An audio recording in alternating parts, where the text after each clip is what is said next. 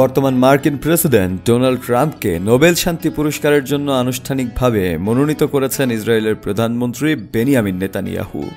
সোমবার তিনি জানান, এ বিষয়ে একটি চিঠি তিনি নোবেল কমিটির কাছে পাঠিয়েছেন। হোয়াইট হাউসে ট্রাম্পের সঙ্গে এক অনুষ্ঠানে নেতানিয়াহু বলেন, তিনি একের পর এক দেশ ও অঞ্চলে শান্তি স্থাপন করেছেন। উল্লেখযোগ্যভাবে ট্রাম্পের ঘনিষ্ঠ আইন প্রণেতা ও সমর্থকরা দীর্ঘদিন ধরেই তাকে শান্তি পুরস্কারের জন্য মনোনয়ন দিয়ে আসছেন। ডোনাল্ড ট্রাম্পের আগে অভিযোগ করেছিলেন, ভারত, পাকিস্তান ও সার্বিয়া কসোভো সংক্রান্ত শান্তি উদ্যোগে মধ্যস্থতাকারী হিসেবে তার ভূমিকা থাকা সত্ত্বেও নরওয়ে নোবেল কমিটি তাকে উপেক্ষা করেছে। এছাড়া মিশর ও ইথিওপিয়ার মধ্যে শান্তি বজায় রাখার প্রয়াস এবং ইসরায়েল ও একাধিক আরব দেশের মধ্যে সম্পর্ক স্বাভাবিকরণে যে আব্রাহাম চুক্তি স্বাক্ষরিত হয় সেটিরও কৃতিত্ব দাবি করেন তিনি। ট্রাম্প তার প্রেসিডেন্সি প্রচারণায় নিজেকে শান্তিরক্ষক হিসেবে তুলে ধরেন। তিনি প্রতিশ্রুতি দিয়েছিলেন তার কূটনৈতিক অভিজ্ঞতা কাজে লাগিয়ে ইউক্রেন ও গাজার চলমান যুদ্ধ থামিয়ে দেবেন।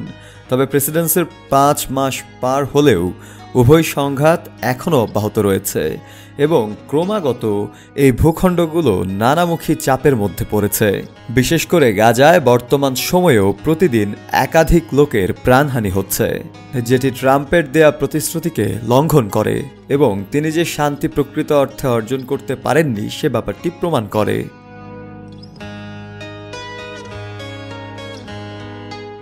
এদিকে ইরানের নবনির্বাচিত প্রেসিডেন্ট মাসুদ পেজেশকিয়ান যুক্তরাষ্ট্রের সঙ্গে আলোচনার মাধ্যমে দ্বিপাক্ষিক বিরোধ মেটানোর ওপর গুরুত্ব আরোপ করেছেন। তবে তিনি সতর্ক করে বলেন, সম্প্রতি ইরানে যুক্তরাষ্ট্র ও ইসরায়েলের হামলার প্রেক্ষাপটে এই আলোচনায় আস্থা একটি গুরুত্বপূর্ণ বিষয় হয়ে দাঁড়াবে।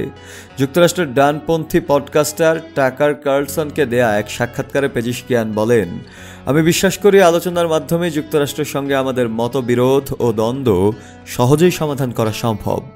গত শনিবার দেয়া ওই সাক্ষাৎকারটি সোমবার প্রকাশ করা হয়। শফেল মাওলা, কালের কণ্ঠ।